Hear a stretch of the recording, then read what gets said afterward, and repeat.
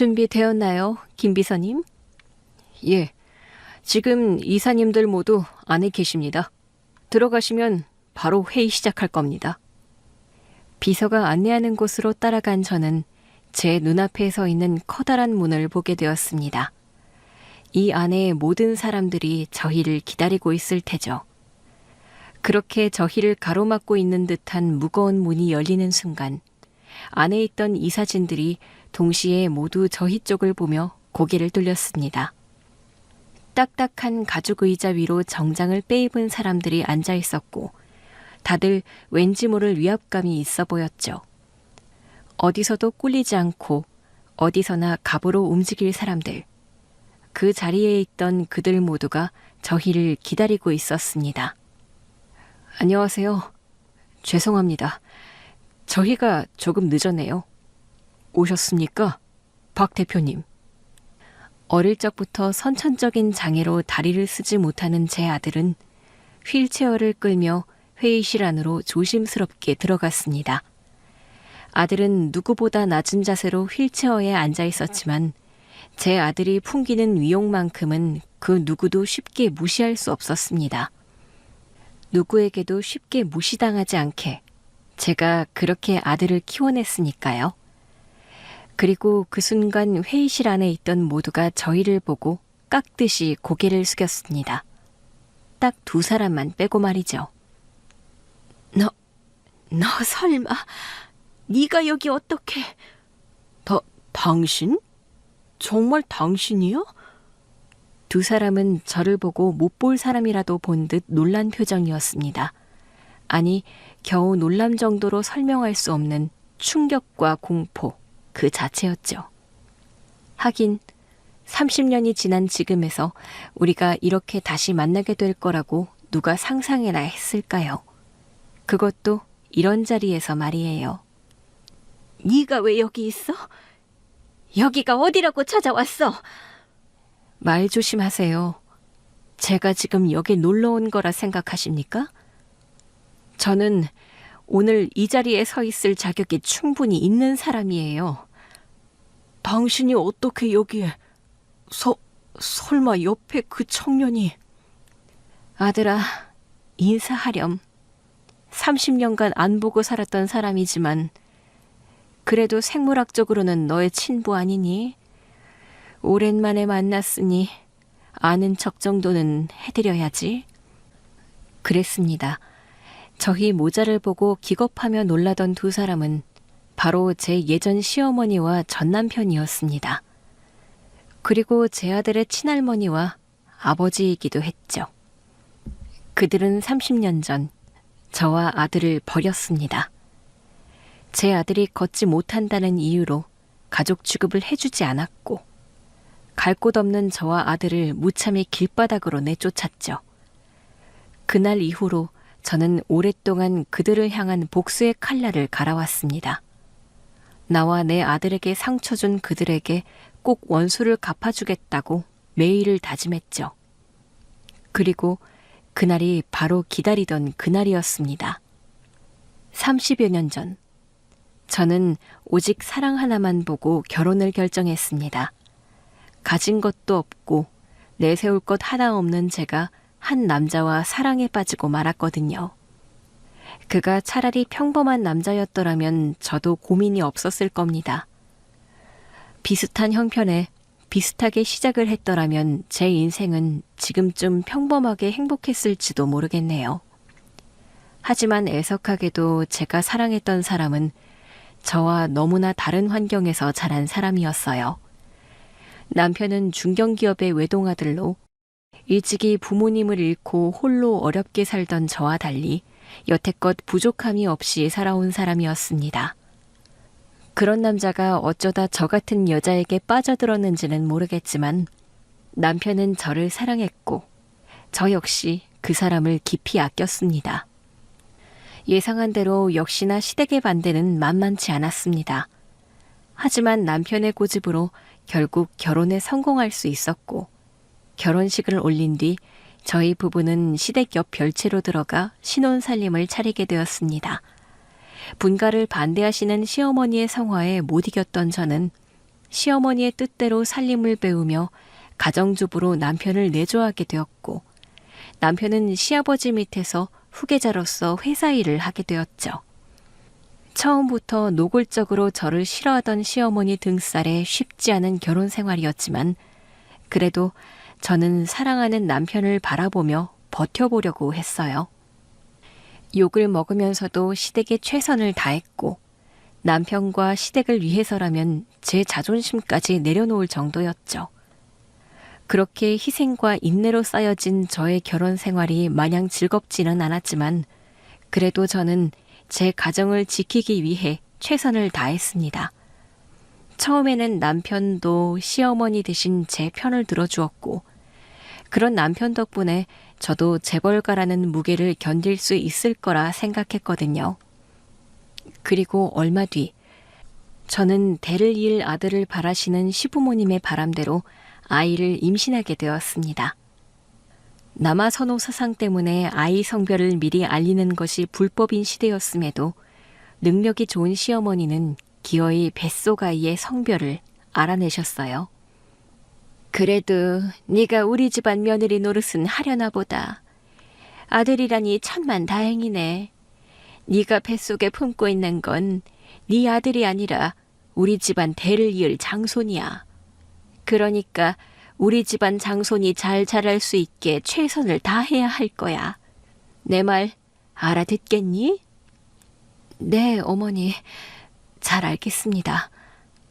시집을 간 뒤로 제 의견도 제 의지도 없는 생활에 꽤 익숙해졌다고 생각했지만, 뱃속의 아이까지 좌지우지 하시려는 시어머니는 불편하고 어렵기만 했습니다.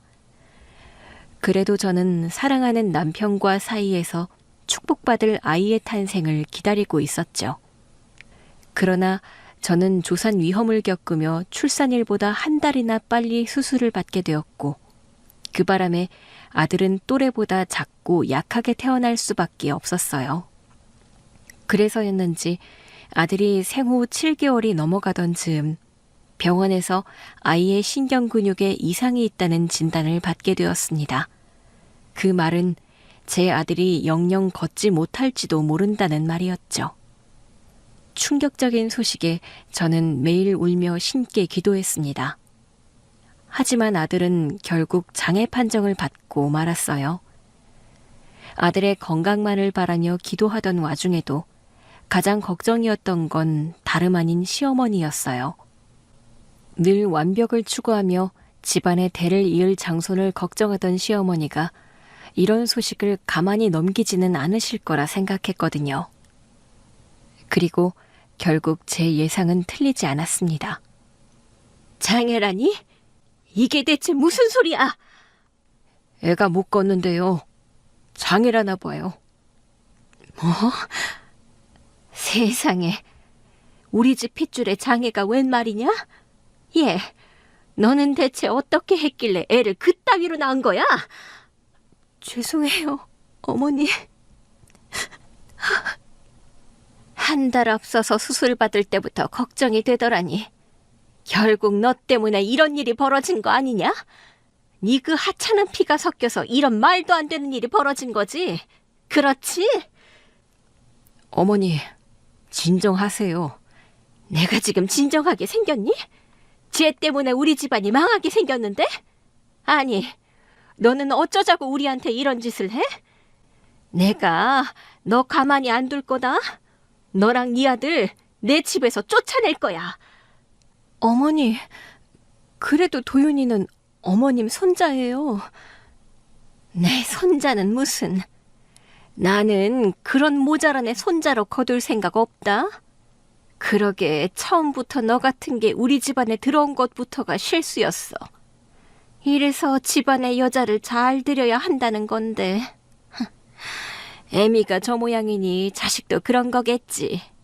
됐으니까 당장 네 아들이랑 네 짐 싸서 이 집 나가라. 내 눈에서 사라지라는 말이야. 시어머니의 고함에 저는 눈물만 흘릴 수밖에 없었어요. 그래도 남편은 저희를 지켜줄 거라고 생각했는데, 남편도 이번만큼은 시어머니 생각과 같은지 결국 저를 외면하더군요. 남편만큼은 제 편일 거라 생각했지만 그 역시도 그 집안 사람이었습니다. 그는 더 이상 저를 사랑하던 남자가 아니었어요.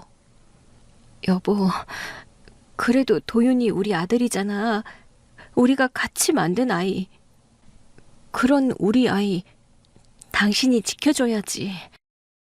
미안해. 나도 이번에는 어머니 설득 못하겠다. 그런 소리가 어디 있어? 그럼 정말 나보고 집에서 나가라는 말이야? 그러지 말고 당신이 어머님 설득 좀 해줘. 제발. 그만하자. 어머니가 저렇게까지 말씀하시는데 내가 무슨 힘이 있겠어. 당신도 그냥 받아들여. 당신이랑 당신 아이, 이제 더는 이 집안 사람 아니야. 당장 짐 싸. 너랑 네 모자란 자식 데리고 얼른 썩 꺼져. 그리고 다시는 이 집 근처에 얼씬도 하지 말아라. 결국 자신들 안위와 위신이 더 중요한 시댁 식구들은 장애가 있는 제 아이를 외면했고 저는 그 집안에서 비참하게 쫓겨날 수밖에 없었습니다. 당시 저는 아무 힘도 없었고 남편이 제 편이 아닌 상황에 제가 할 수 있는 건 아무것도 없었어요. 친정도 없는 저는 달리 도움을 구할 곳도 없었고 힘 있는 시댁을 이길 방법이 없었죠. 그렇게 추운 겨울날 아무것도 없이 시댁 대문 밖으로 쫓겨난 저는 품 안의 아이만 애써 끌어안을 수밖에 없었습니다. 미안해, 도윤아. 엄마가 힘이 없어서 너를 힘들게 만들었구나. 정말 미안해, 우리 아들. 하지만 엄마는 오늘 이 일을 절대로 잊지 않을 거야. 내가 언젠가는 이 사람들한테 원수 꼭 갚을 거야. 아이를 품에 안고 복수를 다짐했지만 당장에 제가 할 수 있는 일은 그 아이를 어떻게든 지키고 키워내는 것뿐이었습니다. 친정이라고 부를 곳도 의지할 사람도 없었던 저는 그 후 청소, 설거지, 마트, 온갖 일을 전전하며 안 해본 일 없이 살아야 했습니다. 피곤함에 몸은 매일같이 녹초가 되었고 더 나아질 것 없어 보이는 삶에 희망은 없었지만 그럴 때마다 저를 웃게 해주는 것은 다름 아닌 제 아들 도윤이었습니다. 아이가 웃을 때면 저의 온 세상이 환해지는 기분이었거든요. 하지만 역시나 아픈 아이를 키우며 가난에 허덕이는 일상은 힘들었습니다. 아픈 몸만큼이나 발달이 느리던 아들은 4살이 넘어서야 겨우 말문을 열고 엄마 소리를 했습니다. 그래서 처음에는 아이의 다리 말고 지능에도 문제가 있는가 걱정을 했었죠. 그런데 뒤늦게 말문을 열고부터 저희 아들이 놀랄 만큼 성장하기 시작하더라고요. 가르친 적 없는 한글을 스스로 깨우치고 어쩌다 제 가계부 너머로 본 숫자들로 산수를 익히며 아이 혼자서 놀라울 정도로 학습을 해 나가더라고요. 당시에는 제가 여력이 없어서 영재검사 같은 걸 할 수 없었지만 제가 옆에서 지켜본 도윤이는 분명 영재가 확실했습니다. 그렇게 아들은 커가며 점점 더 총명함을 드러냈어요. 학원 한번 가본 적 없음에도 학교 성적은 늘 상위권이었고 휠체어를 타고 다니면서도 기죽지 않고 친구들을 사귀며 사회성에서도 부족함이 없었죠. 제 아들은 휠체어 없이 아무 데도 갈 수 없었지만 아이가 꿈꾸는 세상은 그보다 훨씬 컸어요. 그렇게 저와 아들은 서로만을 의지하며 꿋꿋이 살아왔고 저는 혼자 아등바등하며 명석한 아들을 미국 유학까지 보낼 수 있었습니다. 누구보다 똑똑하고 꿈이 컸던 아이였기에 저는 그런 아들을 위해서 해줄 수 있는 걸 모두 해주고 싶었어요. 비싼 유학 비용을 감당하는 게 쉬운 일은 아니었지만 오로지 제 인생을 아들에게 바친 저는 그 일을 해낼 수밖에 없었습니다. 그런 저의 노력과 희생을 알아주었던 착한 아들은 미국에서 경제와 투자를 전공하며 장애를 딛고 동기들을 넘어서며 뛰어난 인맥과 결과를 쌓아가기 시작했습니다. 고단하고 어려웠을 미국 유학 생활을 무사히 견디며 졸업 후 몇 년 만에 투자회사의 CEO로 발탁되며 저의 바람대로 큰 성공을 거둘 수 있었죠. 아들은 장애를 극복한 젊은 천재 경영인으로 소문이 자자해졌고 저는 그런 아들의 성공에 눈물이 쏟아졌습니다. 30년 전 아무것도 가진 것 없던 제가 다리가 아픈 아들을 이렇게 키워낸 것에 저의 고생을 보상받는 기분이었거든요. 도윤아, 정말 대견하다. 기특해. 네가 이렇게나 성공한 모습을 보니 엄마도 그간의 시름이 다 덜어지는 기분이야. 물론이죠. 제가 성공한 건 다 엄마 덕분인걸요. 엄마, 이제 더는 걱정하지 마세요. 앞으로는 그 누구도 우리를 쉽게 무시하지 못할 거예요. 그리고 언젠가 제가 엄마의 못다한 복수를 꼭 해낼 거예요. 그렇게 얘기한 아들은 몇 년 뒤 제게 놀라운 소식을 전해주었습니다. 엄마, 저 이번에 한국 들어갈 것 같아요. 일 때문에 바쁜 것 아니었니? 오랜만에 휴가라도 내려고 그러는 거야? 아니요. 일 때문에 들어가는 거예요. 저희가 이번에 한국 기업을 인수하려고 하거든요. 그런데 그 회사가 어딘지 아세요? 글쎄, 거기가 어디일까? 엄마, 놀라지 말고 들으세요. 그 회사가 바로 그 집안이에요. 엄마랑 나한테 씻을 수 없는 상처를 줬던 그 집안 회사요. 설마 네 친부 회사를 말하는 거니? 아들은 시댁 회사를 인수할 거라며 말을 꺼냈고 갑작스러운 아들의 말에 저는 깜짝 놀랄 수밖에 없었습니다. 그동안 아들을 키우느라 바빠서 잠시 잊고 있었던 저의 복수. 그 일을 제 아들이 잊지 않고 있었더라고요. 지난 30년간 저희도 많이 달라졌지만 그 사람들도 많이 달라졌더군요. 예전에는 난다긴다 하는 회사였는지 모르겠지만 지금은 재정적으로나 경영적으로 상당히 많이 어려운 상태인 모양이에요. 대체 사업을 어떻게 꾸려온 건지 모르겠지만 거의 부도 직전이더라고요. 물론 저한테는 잘된 일이지만요. 애초에 그 남자는 사업수와는 별로 없는 사람이었어. 부모 잘 만난 덕분에 부족한 것 없이 살았지만 그렇다고 너처럼 똑똑한 두뇌를 가지고 태어나지는 못했지. 안 그래도 네 할아버지가 죽고 나면 회사가 어떻게 되려나 걱정했었는데 결국 내가 예상한 대로 된 모양이구나. 무능한 인간 때문에 괜히 직원들만 힘들어지게 생겼어. 그들의 위기가 저희한테는 기회예요. 엄마, 제가 이번에야말로 엄마의 한을 풀어드릴게요. 지난 30년간의 원수를 갚아드릴 테니까 기대하세요.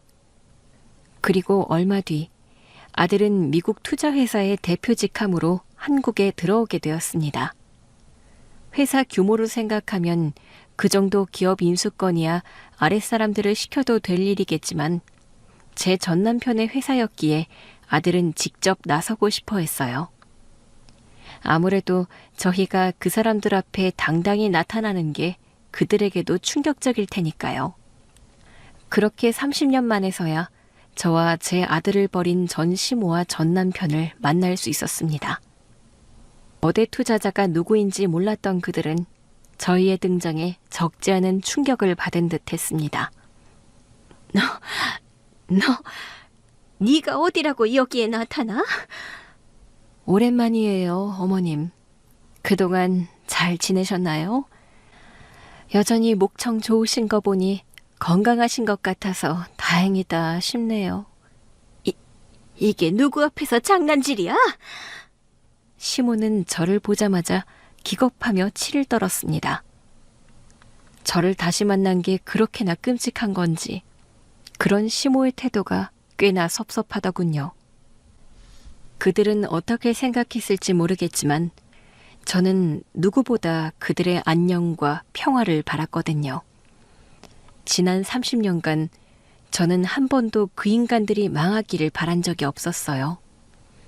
전 남편이 모자란 능력으로나마 회사를 잘 이끌어가기를, 더 승승장구하기를 바랐죠. 더 높은 곳에 올라갈수록 추락할 때 고통스러운 법이니까요. 그래서 저는 멀쩡히 정정하게 잘 있는 전 시모를 보고 웃음이 지어졌습니다. 저는 어머니 다시 뵈니까 반가운데 어머니는 아니신가 봐요. 당신도 잘 지냈어? 그랬으면 좋겠는데 말이야. 당신이 어떻게 여기를 온 거야? 그 옆에 혹시 우리 아들이야? 말 조심해. 여기 당신 아들이 어디 있어? 도윤이는 내 아들이야. 지난 30년간 아버지 없이 나 혼자 키운 내 아들. 그러니까 감히 함부로 내 아들을 당신 아들이라고 부르지 마. 역겨우니까. 너희가 도대체 어떻게 이 자리에 나타나? 어떻게? 설마 우리 회사를 인수하겠다던 회사 대표가... 예, 맞습니다. 제가 바로 투자회사 대표 박도윤입니다. 그게 무슨 소리야? 대표라니, 인수라니. 아니, 저 모자란 놈이 무슨 수로...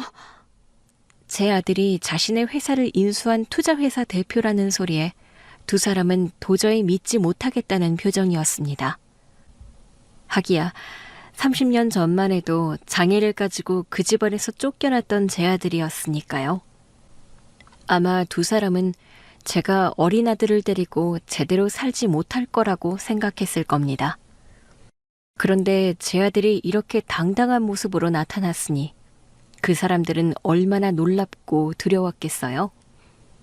그 애가 이렇게 휠체어에 앉은 채로 전 남편과 전 시모가 운영하던 회사를 인수할 줄 누가 알기나 했을까요? 30년 전이었나요? 그날도 오늘처럼 바람이 많이 불고 추웠던 날이었던 것 같은데요. 남들은 춥다고 밖에도 안 나간다는 그날에 저는 제대로 짐도 챙기지 못하고 그 집에서 쫓겨나야 했었죠. 근데 그때 살을 애는 추위보다 제 마음이 더 춥더라고요. 가족이라고 생각했던 사람들한테 배신당하고 내쫓기는 게 심정이라는 게 참 그렇더라고요. 그래서 이제 와서 복수라도 하겠다고 찾아온 거니? 네 아들을 투자사 대표로 만들어서 내 회사를 빼앗으려고 온 거야? 글쎄요. 어머니가 그렇게 생각하신다면 그런 거겠죠. 어차피 제가 뭐라고 해도 좋은 대로 생각하실 거잖아요. 안 그러세요? 너 지금 와서 그런 말을 하는 저희가 뭐야? 이렇게 우리를 찾아온 진짜 이유가 뭐냐고. 어떠세요, 어머니? 어머님이 버리신 손자가 얼마나 잘 자랐는지 보이세요? 너 우리한테 복수하려고 네 아들 대표 자리에 올린 거니? 무슨 말씀이세요? 제가 무슨 재주로 아들을 대표를 만들어요? 그냥 저희 도윤이가 워낙 잘해서요. 제가 한 게 있다면 아버지도 없이 열심히 아들을 키운 것밖에 없겠죠. 나머지는 제 아들이 한 거예요. 얘가 다행히 제 머리를 닮아서 똑똑했거든요. 네가 무슨 수로 쟤를 저 자리에 올렸는지 모르겠지만 나도 호락호락 당하지는 않을 거다. 어머니가 그렇게 말씀하시면 제가 서운하죠. 어머니는 여전히 저한테 미안한 게 없으신가 봐요? 제가 그날 어떤 심정으로 쫓겨났을지 어머니도 조금은 느껴보셨으면 좋겠어요.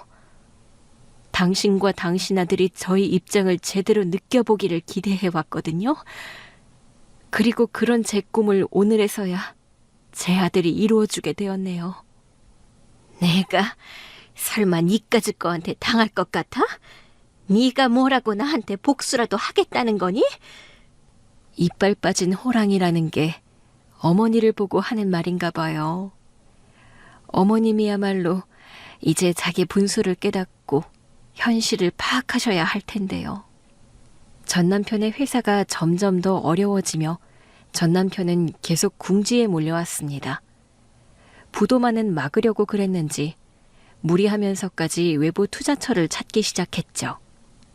하지만 누가 망해가는 회사에 굳이 투자를 하려고 하겠습니까? 결국 그런 약점을 파고들어 제 아들이 이 조용한 복수를 계획했죠. 아들은 회사 이름을 앞세워 투자와 인수 조건을 전 남편의 회사에 통보했고, 당장 수습이 급했던 전 남편은 오랜 고민 없이 조건을 받아들였습니다. 아마 전 남편은 그때까지만 해도 자신에게 동아줄이 내려왔다고 생각했을 거예요. 하지만 그 동아줄이 자신이 오래전 버린 아들이었다는 것을 깨달은 순간 두려움에 빠진 남편의 표정은 무척이나 처참했습니다. 여보, 당신 뭐 하려고 그러는 거야? 정말 복수라도 하려는 거야? 글쎄, 이걸 복수라고 할 수 있을지는 모르겠지만 당신이 그렇게 느낀다면 그것도 좋네. 그래서 우리를 다시 보니까 어때? 못 걷는다고 버림받았던 아이와 그 엄마가 이렇게 다시 찾아왔는데 말이야. 너는 지금 네가 뭐라도 되는 줄 아니? 천박한 게 어디서 나서고 있어? 어머니의 그 정정하신 모습 보기 좋아요. 그냥 호락호락 당하면 저도 재미가 없을 테니까요. 그럼 어디 그때 우릴 버린 대가가 뭘까 직접 보시겠어요?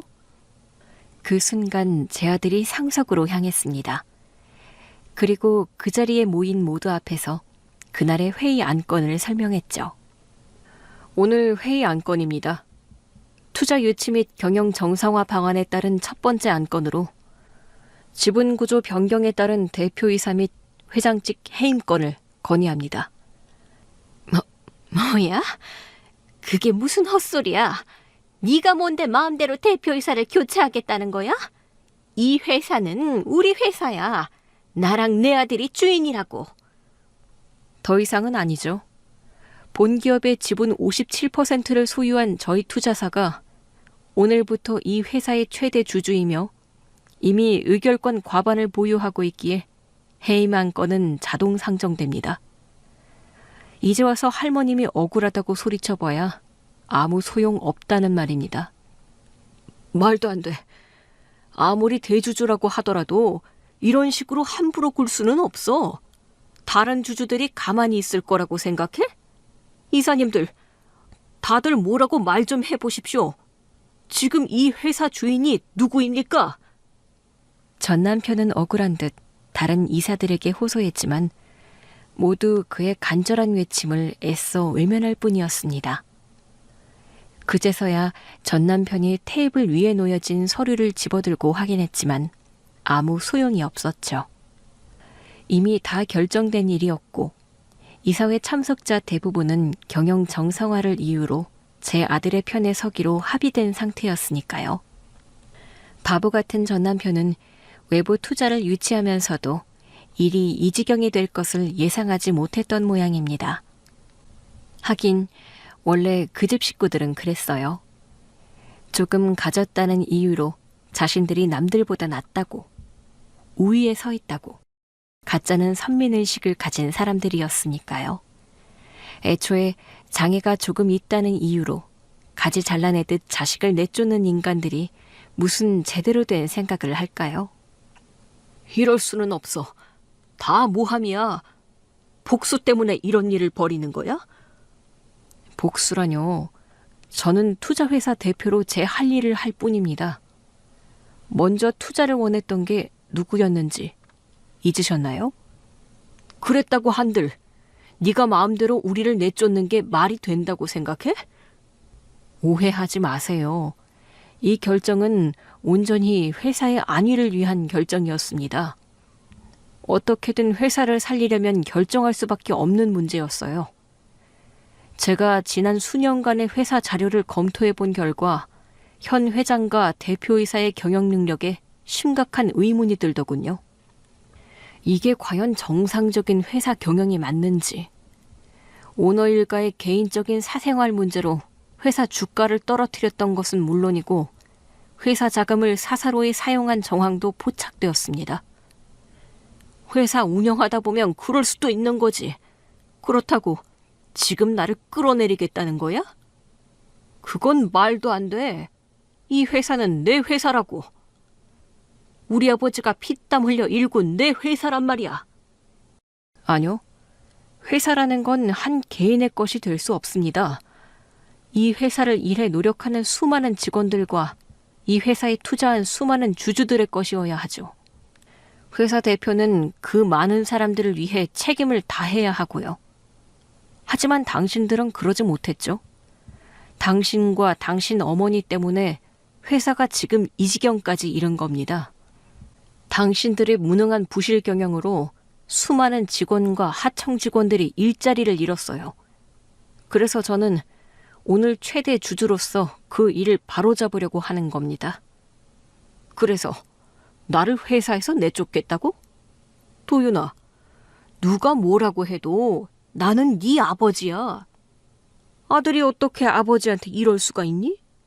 너 지금 우리한테 복수하려고 이러는 거 아니냐? 너랑 네 엄마를 버렸다고 복수하러 찾아온 거잖니? 저는 개인적인 복수를 하려는 게 아닙니다.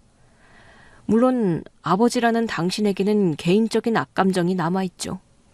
나와 엄마를 무시하고 쫓아낸 당신들을 곱게 봐줄 수는 없으니까요. 하지만 이건 회사의 일일 뿐입니다. 이 회사에 피해를 줄 생각은 저도 없습니다. 하지만 그렇다고 당신들의 무능함을 알고도 두고 볼 생각도 없죠. 당신이야말로 조금이라도 회사를 생각한다면 그 자리에서 스스로 내려오세요. 그게 회사를 위한 최소한의 책임이자 예의일 테니까요. 단호한 아들의 말에 전 남편은 더 이상 말을 이어가지 못했습니다. 누군가의 도움을 바라는 눈치였지만 회사를 그 지경으로 만든 무능한 대표의 편을 들어줄 사람은 아무도 없었죠. 그렇게 모두가 전 남편과 전 시모를 외면하자 그들은 그제서야 상황을 인정하는 듯 수그러들기 시작했습니다. 전 시모는 그제서야 정신이 드는 건지 갑자기 제 다리를 붙들고 사정을 하더라고요. 애미야, 제발 한 번만 용서해다오. 우리를 좀 도와다오. 방금까지 저한테 소리치던 그분은 어디 가셨나요? 제가 뭘 할 수 있겠냐며 비웃지 않으셨어요? 그랬던 분이 이제 와서 그런 소리를 하시니 참 웃기네요. 미안하다. 그때는 우리가 잘못했어. 내가 이제라도 너한테 사과하마. 응? 사과요? 글쎄요. 사과를 받기에는 이미 너무 늦은 것 같은데요. 이제 와서 저한테 그런 말씀 하셔봐야 무슨 소용이 있겠어요? 이미 모든 일은 30년 전에 끝난걸요. 정말 미안하다. 그때는 나도 어쩔 수가 없었어. 나는 그냥 이 집안을 생각할 수밖에 없었다. 그래요. 당신은 그럴 수밖에 없겠죠. 자기 핏줄보다도 체면이 중요한 사람이었으니까. 그래서 저와 제 아들을 한겨울 추운 거리로 내몰았던 거 아닌가요? 그러니까 당신도 한번 똑같이 당해봐야죠. 가족이라고 생각했던 사람한테 배신당하는 게 얼마나 끔찍한 일인지 말이에요. 그래도 저랑 제 아들은 양심이 있으니 다행이지 않나요? 그래, 그 어리석은 내 자존심 때문에 너와 아이에게 씻을 수 없는 잘못을 저질렀구나. 하지만 이미 다 지난 일이잖니? 어찌됐든 너도 아이도 잘 지냈고 이렇게 다시 만나게 되었잖아. 그러니까 과거는 과거로 묻어두고 좋은 앞날을 그릴 수는 없겠니? 내가 이제라도 저 아이를 내 손자로 받아들이마. 무슨 소리를 하시는 거예요? 버릴 때는 언제고 이제 와서 손주로 받아주겠다고요? 그렇게 말하면 내 아들이 당신들 자리를 보전해 줄 거라 생각하나 보죠? 이래서 당신들이 안 된다는 겁니다. 어떻게 이 와중에도 자기 안위만 걱정할 수 있죠? 어떤 순간에나 자기들밖에 모르는 천박한 인간들. 나는 당신 같은 인간들한테 내 아들 내어줄 생각 없어요. 이제 와서 제 아들을 손자로 삼겠다는 전시모의 말에 저는 치가 떨렸습니다. 장애를 이유로 자기 핏줄을 내쳤을 때는 언제고 저런 소리를 하네요. 하지만 결국 그 말도 제 아들을 위한 말은 아니었겠죠. 설마 제 아들이 별 볼 일 없는 사람이었더라도 전시모가 그랬을지. 끝까지 자기밖에 모르는 전시모의 속내를 알고 있던 저는 그 말이 기막히고 황당했습니다. 그리고 그건 제 아들도 마찬가지였죠. 그만하세요. 저도 이 집 손자가 되고 싶은 생각은 추호도 없으니까요. 저한테 가족은 저를 키워주신 엄마뿐입니다. 그러니 감히 함부로 제 얘기 하지 마세요. 도윤아, 너는 그래도 우리 집안 핏줄이야. 너는 내 손자라니까. 네 엄마가 우리한테 악감정이 있어서 저렇게 나온다고 해도 너는 그러면 안 돼. 이 회사가 결국 누구께 되겠니? 네가 우리 집안 식구가 되면 이 회사도 내 재산도 결국 나중에 다 네 것이 될 거야. 그러니까 다시 생각하렴, 도윤아. 기가 막히네요. 그동안 엄마한테만 전해들어서 당신들이 어떤 인간인지 제대로 알지는 못했는데 직접 겪어보니 엄마한테 전해들었던 것보다 더한 사람들이었군요. 당신들이 그렇게 말한다고 내가 그 말에 넘어갈 것 같습니까? 내가 당신들처럼 겨우 돈 때문에 일희일비할 사람으로 보이나요? 너한테도 분명 나쁘지 않을 조건일 텐데 대체 뭐가 문제야? 너도 평생 네 엄마 뒤치다꺼리만 하는 것보다야 우리 집안 식구가 되는 게 낫잖니. 아니요. 저는 그럴 생각이 추호도 없네요. 저희 엄마가 저를 그렇게 키우지 않으셨거든요. 저는 세상에 돈보다 더 중요한 게 있다는 것을 제 어머니에게 제대로 배웠습니다. 애석하게도 당신들은 그걸 못 배운 것 같지만요. 그러니 그 제안은 거절하겠습니다.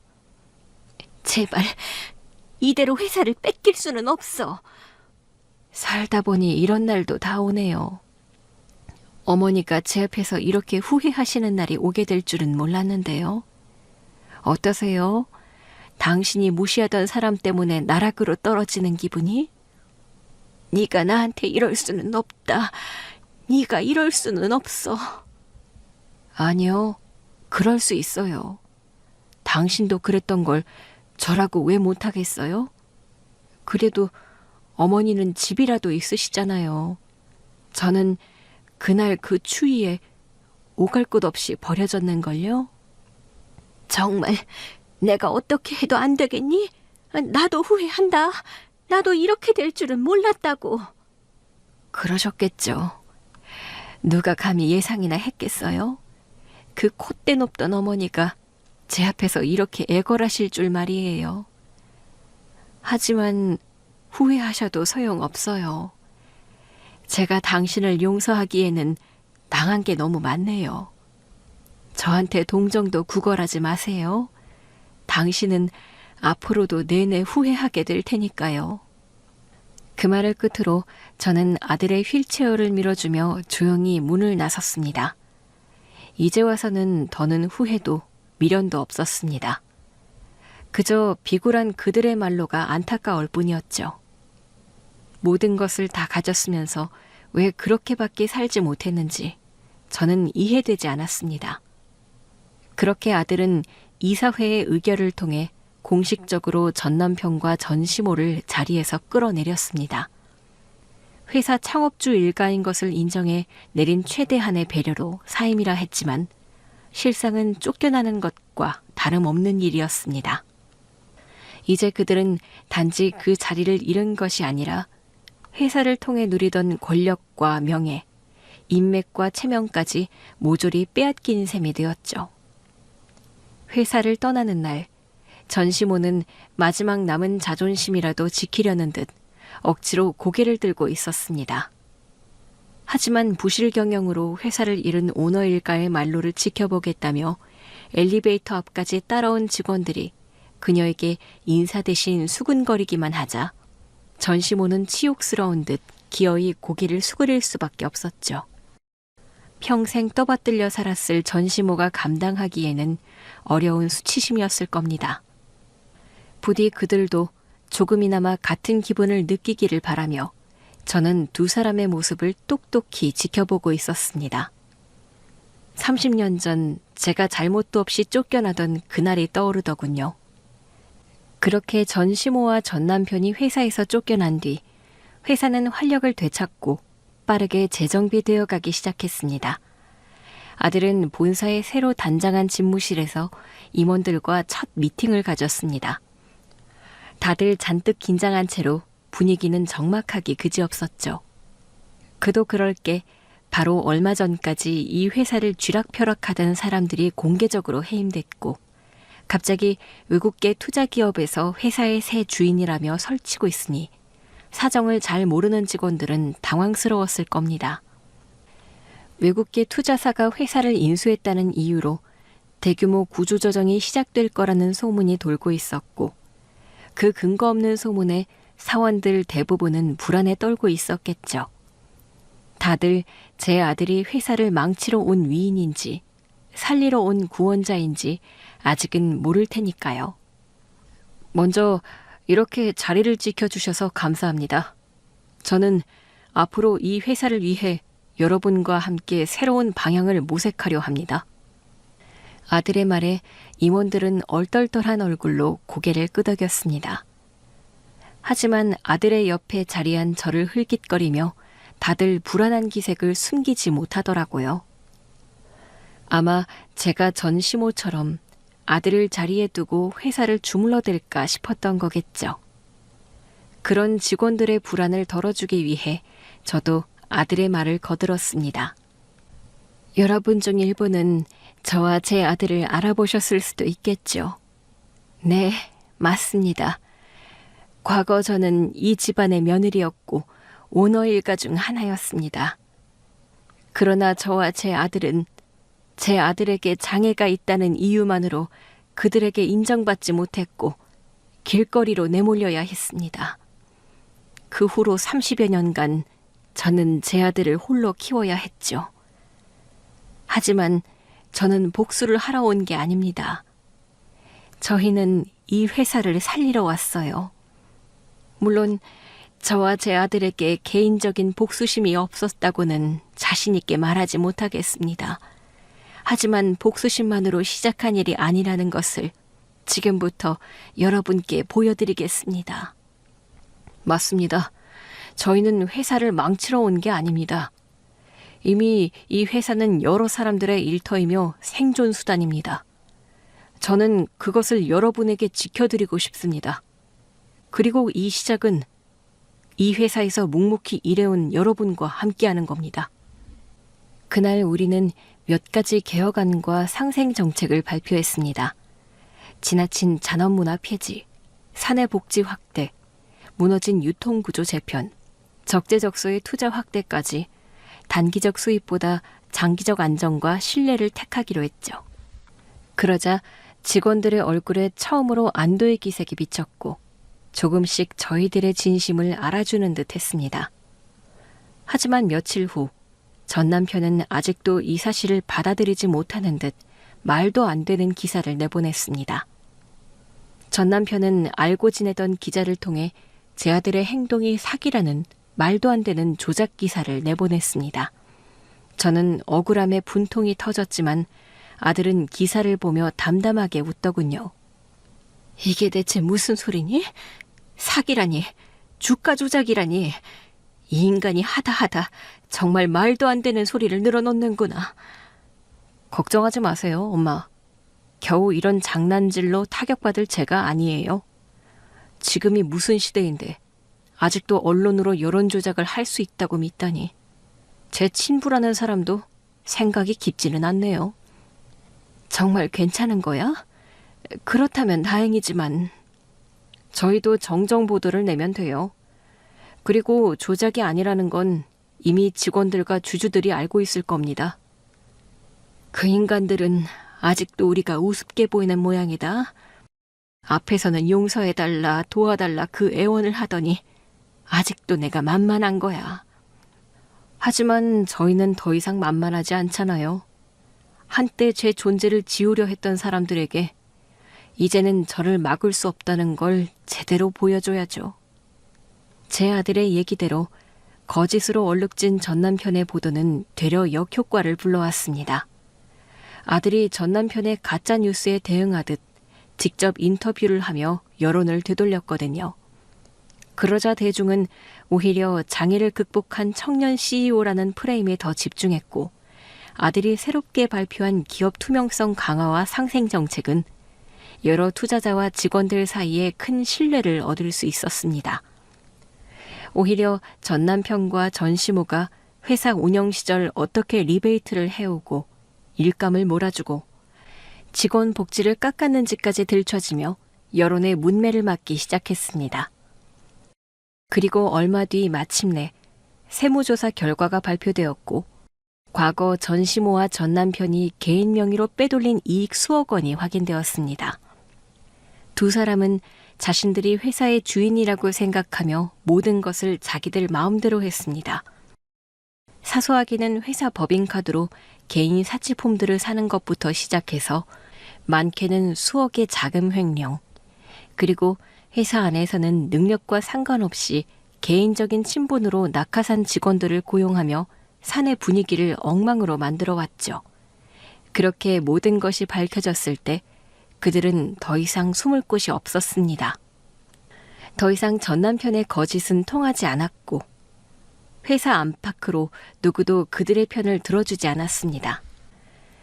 그렇게 전남편과 전시모는 더는 회장도 사장도 아닌 사람들이 되었고, 내부 고발이 잇따르며 개인적인 평판도 점점 깎여갔습니다. 자신의 아버지가 세운 자신의 회사를 이렇게 빼앗아가느냐고 억울해하던 전남편은 개인적 횡령금과 청구된 세금을 지불하려면 발등에 불이 떨어졌을 테죠. 물론 전시모 역시 고통에 시달려야 했죠. 그녀의 자랑이자 전부였던 완벽하고 잘난 아들은 더 이상 없었고, 집안의 흠이라며 버렸던 손자에게 모든 것을 빼앗겼으니까요. 그렇게 전시모와 전남편의 안타까운 추락을 바라보며 저는 제 아들에게 또 한 번 고마워졌습니다. 오랜 저의 수건을 풀어주고 멋지게 성공한 아들이 기특하고 대견했죠.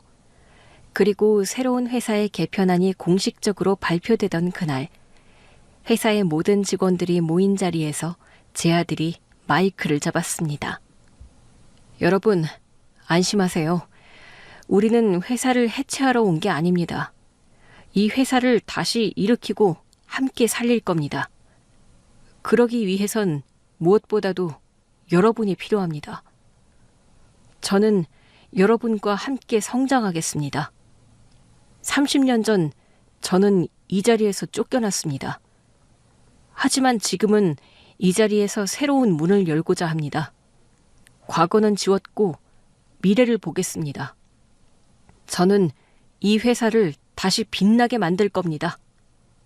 아들은 투명 경영으로 부정을 없애고 낙하산 인사를 없애기로 했습니다. 그리고 회사에서 오래 일했던 계약직 직원들을 대상으로 전원 정규직 전환 대상 심사를 실시하기로 발표했습니다. 낮은 곳에서 누구보다 열심히 일했을 그들의 노고를 치하하기로 했던 거죠. 거기에 더불어 회사의 성장과 함께 직원들에게 인센티브 형식으로 회사 주식 옵션을 부여하기로 했습니다. 그러자 구조조정 소문에 불안에 떨던 직원들은 더 이상 없어졌고, 그날 이후 직원들도 변화를 실감했을 겁니다. 그렇게 회사는 점점 부도 위기에서 벗어날 수 있었고, 직원들의 표정은 날로 좋아졌어요. 회사를 오가는 사람들의 얼굴에서 보였던 경이로움과 감격은 저도 평생 못 잊을 겁니다. 이제 다 끝난 걸까? 아직 완전히 끝났다고는 말 못하겠죠. 그래도 엄마, 우린 우리가 할 수 있는 모든 걸 할 거예요. 모두를 위해서 말이에요. 그 말에 저도 고개를 끄덕였습니다. 그래요. 단지 원수를 갚는 데에만 집중했다면 마음이 이토록 가볍진 않았을 거예요.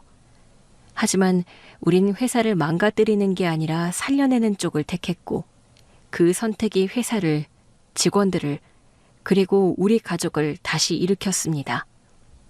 그동안 전 남편과 전시모 두 사람을 중심으로 꼬여있던 불공정한 계약들과 이권 다툼들, 직원 간의 불신이 차례차례 거치기 시작했죠. 임원진과 실무진을 분리하고 내부 감시기구를 세우며 아들은 진짜 투명한 회사를 만들어가기 시작했습니다. 그렇게 회사 이미지도 회복되기 시작했고 신제품 계약이 재개되면서 매출도 살아나기 시작했습니다. 제 아들도 그제서야 한시름 덜을 수 있었죠. 그리고 그 즈음 전 남편의 소식이 제 귀에 다시 들려왔습니다. 고액의 세금 체납으로 결국 도망을 다니던 그 인간이 결국 국세청에 잡혀 수사를 받게 되었다는 소식이었죠. 전 남편은 차명 계좌와 어디론가 빼돌린 부동산들의 존재를 부정하다가 결국 숨겨둔 재산을 전부 몰수당하고 실형을 선고받게 되었다고 했습니다. 그동안 범법과 불법을 넘나들며 저질러온 자신의 업보 때문이었죠. 그렇게 전 남편이 잡혀 들어가고 홀로 남겨진 시모 역시 외롭고 쓸쓸한 마지막을 보내야 했습니다. 시모는 모든 것을 잃은 충격을 씻을 수 없었는지 회사에서 쫓겨난 후로 건강 상태가 안 좋아졌다고 했습니다. 그러자 자기 아들이 감옥에 들어가고서는 오갈 곳 없이 요양원에서 지내고 있다고 들었죠. 노환의 건강 상태도 좋지 않아서 남의 도움 없이는 혼자 움직이지도 못하는 신세라고 하더라고요. 저는 사실 사람들이 입버릇처럼 말하는 천벌 같은 것을 믿지 않았습니다. 하지만 결국 스스로 만든 고통 속에 살게 된 그 사람들을 보며 어쩌면 천벌이라는 게 정말 있을지도 모른다고 생각했습니다. 그래서 저도 앞으로 어떻게 살아가야 할지 다시 한번 고민하게 되었죠. 아들, 이제 우리는 어떻게 살지? 그 오랜 세월 이런 순간을 꿈꿔왔지만 막상 복수를 하고 나니 마음이 괜히 헛헛하네. 복수라고 생각하지 마세요. 우리가 그 사람들한테 한 건 복수가 아니에요. 엄마, 그 사람들은 그저 자신들의 잘못으로 구렁텅이에 빠졌을 뿐이에요. 그래, 네 말이 맞다. 애초에 옳게 살아온 사람들이라면 이렇게 허망하게 끝을 보지는 않았겠지. 대체 다들 어떻게 살아온 건지. 자기들의 욕심과 교만이 그 사람들을 그렇게 만든 건지도 모르겠구나. 맞아요. 그 사람들 스스로 이런 결과를 만든 것뿐이에요. 마땅히 받아야 할 벌을 받은 거죠. 그럼 우리는 앞으로 어떻게 살아야 할까? 글쎄요. 우리는 우리의 삶을 살아야 하지 않을까요? 지금처럼 서로 의지하고 보듬으면서 말이에요. 엄마, 저는 지금까지 제가 살아온 흔적들에 후회가 없어요. 늘 모든 순간 열심히 해왔고 남에게 욕먹지 않게 살았거든요. 엄마가 저를 그렇게 키우셨으니까요. 그래, 맞아. 내가 너를 그렇게 키웠지. 그 사람들과는 다르게 말이야. 그래서 앞으로 그저 바라는 게 있다면 이제는 엄마도 마음속의 상처를 치유하셨으면 좋겠어요. 그리고 엄마가 더 행복해지시기를 바래요. 그래, 엄마도 네가 웃는 모습을 더 자주 봤으면 좋겠어. 그동안 고생했던 만큼 이제는 우리도 웃으면서 살자꾸나. 제 아들이 전 남편의 회사 인수를 마무리하고 1년이 흐른 지금 우리는 진짜 승리를 했다는 걸 느끼고 있습니다. 복수의 감정을 넘어서 무너졌던 삶을 회복하고 함께 살아가는 사람들을 지키고 있다는 것. 그것이야말로 우리가 30년 전 잃었던 존엄과 명예를 되찾은 방식이었습니다. 오늘 아침 저는 휠체어를 탄 아들과 함께 오랜만에 주말을 맞아 꽃시장에 다녀왔습니다. 가족 간의 시간을 보내고 싶다는 저의 말에 바쁜 와중에도 아들이 시간을 내주었거든요. 그렇게 꽃시장에서 모종을 사온 저는 아들의 방 앞에서 잘 보이는 마당에 꽃들을 가득 심었습니다. 도윤아, 이 꽃들 좀 보렴. 참 예쁘지? 그러게요. 너무 예쁘네요. 엄마한테는 도윤이 네가 이 꽃들 같았어. 열심히 기르고 가꾸며 언젠가는 네 인생도 활짝 피기를 늘 바랐었단다. 어떠세요? 이제 그 바람이 이루어진 것 같으세요? 그래, 너도 그렇게 피었구나. 그렇게 맑게, 당당하게. 저한테는 엄마라는 든든한 울타리가 있었으니까요. 결국 엄마가 저를 이렇게 피워내신 거예요. 아들의 그 말에 저는 자부심을 느낄 수밖에 없었습니다. 무시당하고 하찮았던 나를 유일하게 자랑스럽게 만들어주는 제 아이. 그런 아들 덕분에 저는 제 인생을 지켜낼 수 있었고 드디어 제 인생의 찬란한 봄을 맞았습니다. 그리고 저는 그런 아들의 옆에서 오늘도 열심히 피어나고 있는 중입니다. 그럼 여러분들도 꼭 인생의 봄날을 맞으시기를 바라며 제 이야기는 여기까지입니다. 감사합니다.